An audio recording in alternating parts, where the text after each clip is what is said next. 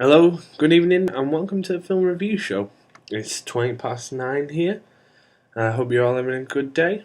Thank you for joining us. This week, I want to look at a film called The Social Network, which you probably would have heard about. It's been nominated for a lot of awards, mainly because of the screenplay.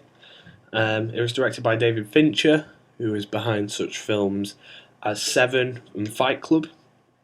It received a wealth of awards, especially at the Golden Globes and BAFTAs, and it's looked like it's going to win a few more at the Oscars, which is actually this evening when I'm recording it. They'll have already been on by the time this gets released.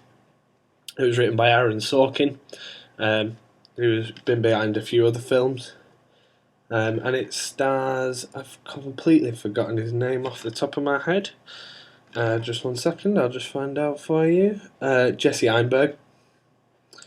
And it also has Justin Timberlake and Andrew Garfield. And it follows the creation of Facebook and how that came around and the subsequent law battles behind it. I really enjoyed the film, and I think that the main strong point of it is the screenplay. It was adapted from a book, I believe. I can't quite remember what the book was called. But I'm sure that'll be easier for you to find out if you're interested in reading the book. The tagline for the film is that you can't make so many friends without making a few enemies. And it was released earlier this year.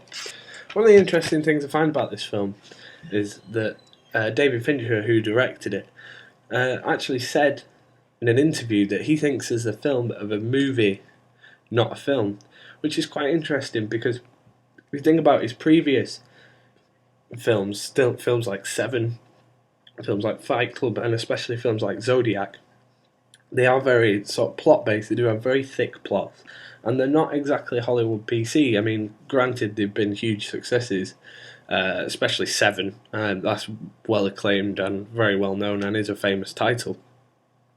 But the fact that he thinks of this as a movie, which very much it is very much a film that's just for entertainment, doesn't really have too many subtexts to it, and overall isn't that clever of a film. It's a film about a lawsuit, but it is well directed by him, and he has been nominated for quite a few awards for it, and he does do really well, and I think he gets the best out of the actors.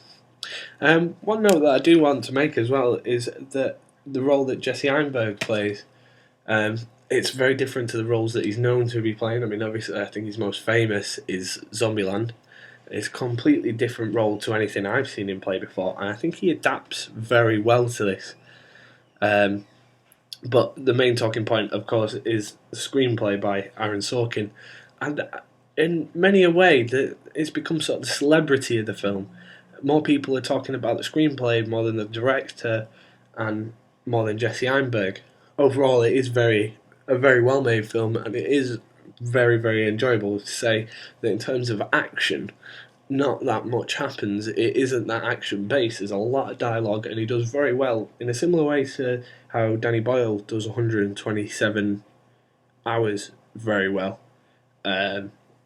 It's a very static plot, and not a lot happens, but it makes it very interesting and very fascinating to watch, which is good for such a plain and simple film.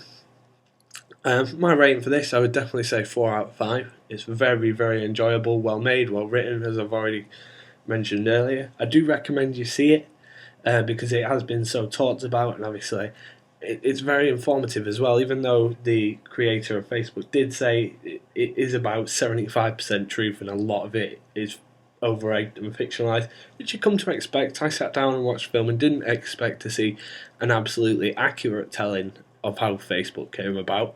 But even still, 75% is close enough. You know, as intelligent watchers of the film, what actually is the fabricated bits. You can tell which are the fabricated bits. So I do recommend you go out and buy it. It is on Blu-ray and DVD now. And partially because it's been nominated for awards, I recommend you see it. Thank you for listening. I'm sure to tune in again next week. I'll be talking about Monsters, which was a indie film which got a lot of critical success. Thank you for listening. I've been your host, Darby Peace. Thank you very much.